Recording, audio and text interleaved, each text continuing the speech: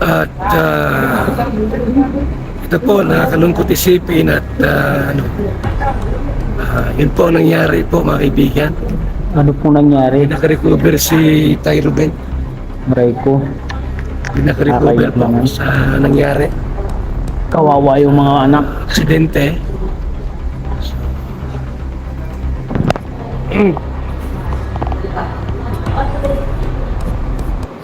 Yan po, pero talagang ganun ang buhay. That's life. Aray ko. Yan ang buhay ng tao po ay talagang may hangganan. Mga kalingap, mga kaibigan. So, yan.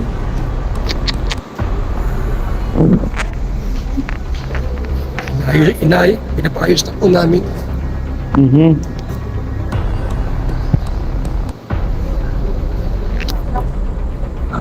June 2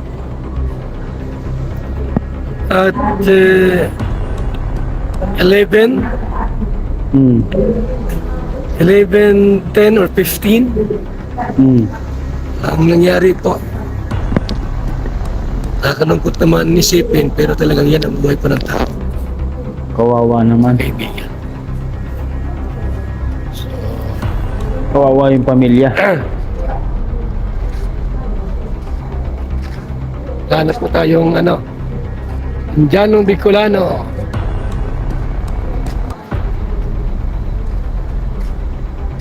Yung pa kasi po ng pagkabangga akala natin basta ganun lang po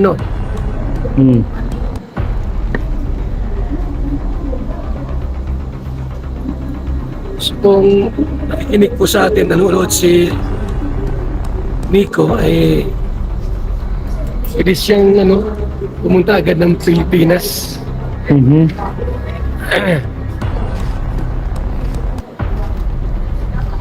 Nakalingap.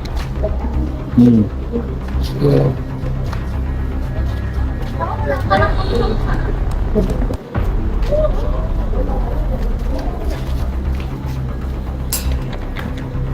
Kawawa. malungkot ang nangyari.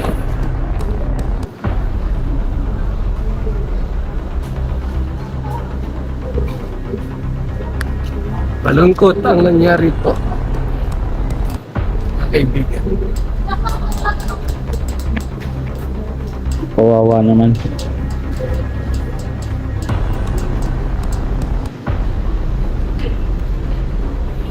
Malungkot ang naganap. So si Tay Ruben po ay kahit anong gawin, ginawa na po lahat, pero wala na po talagang So 10:15 11:15 11:15 ay wala na po. Kawawa Wala naman. Nakakalungkot. That's life. That's life. Yan ang buhay ng tao po. Yun nga, yung nangyaring aksidente. Yung impact ng pagkabangga po ang naging dahilan. Yung impact ng pagkabangga po doon sa puno. Yun ang naging daan para matapos ang lahat. Aray ko. So, ganun lang po mga kaibigan ng buhay natin. So, si Nico ay ano pang mga requirements para makapunta ng Pilipinas?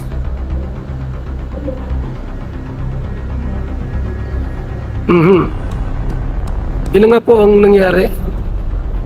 Ginawa na po lahat ng mga doktor, ng mga nurses para makarecover, pero wala na talaga. Aray Hanggang ko. doon lang po yung buhay.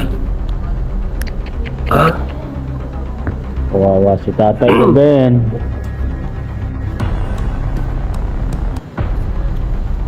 Sa first live ko, sabi ko sa inyo na agaw buhay po sa Ruben. Kumatos. Pero ngayon, talagang tuluyan na po namang maalam sa Ruben. Aray ko. sakit. Wawa naman. Yan ang buhay ng tao. Wala tayong magawa po mga kaibigan. That's life. Ang buhay natin na hiram lang po yan. Pinagkatiwala lang po sa atin ang buhay natin.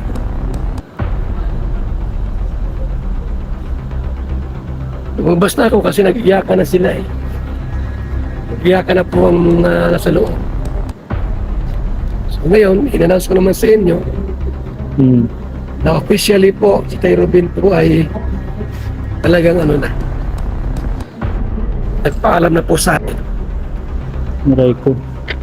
Ang nangyari po ay bunga ng pagka-aksidente nga po sa ano, yung impact ng aksidente, pagkabangga.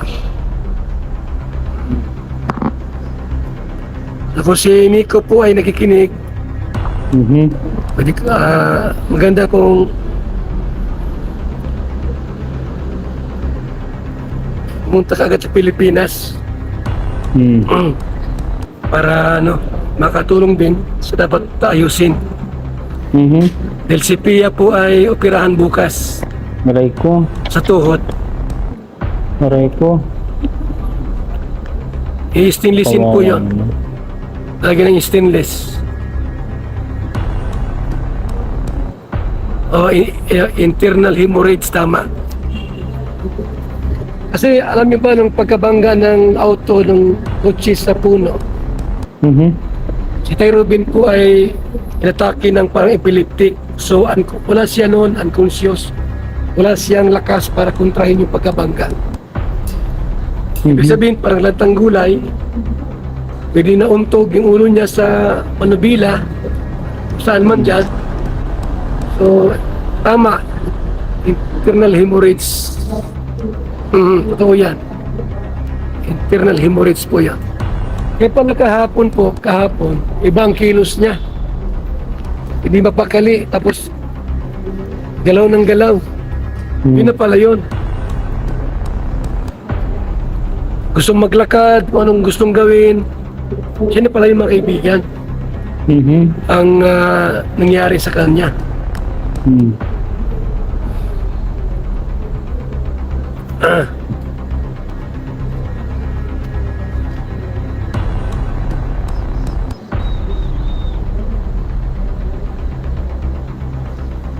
Ay, nakalungkot naman. Kakalungkot ang nangyari. Kawawa naman mga anak. Akala po natin okay lang po ang nangyari, no? Akala natin okay lang kasi buhay, pero yung pala po yung impact ng pagkabangga pala mas delikado. Kasi 2-3 days pagka na-overcome mo yun, wala kang naramdaman, buhay ka noon. Eh siyempre bangga yan. Tama yung sinabi na internal hemorrhage. May mga blood clot. Opo. Tama.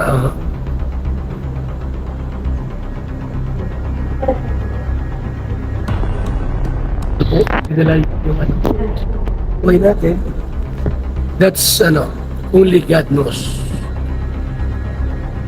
Ang Diyos lang po nakakaalam sa lahat ng ito mga kaibigan.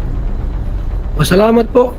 Itong ating updates at announcement tungkol kay Tatay Ruben. Siya po ay wala na po si Tatay Ruben po. Na maaram na po sa ating lahat. Wala na po si Tatay Ruben. Indiano Bicolano. Indiano Bicolano is Signing off.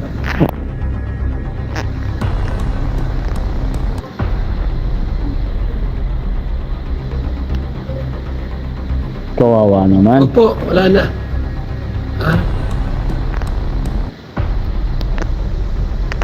So, ayun.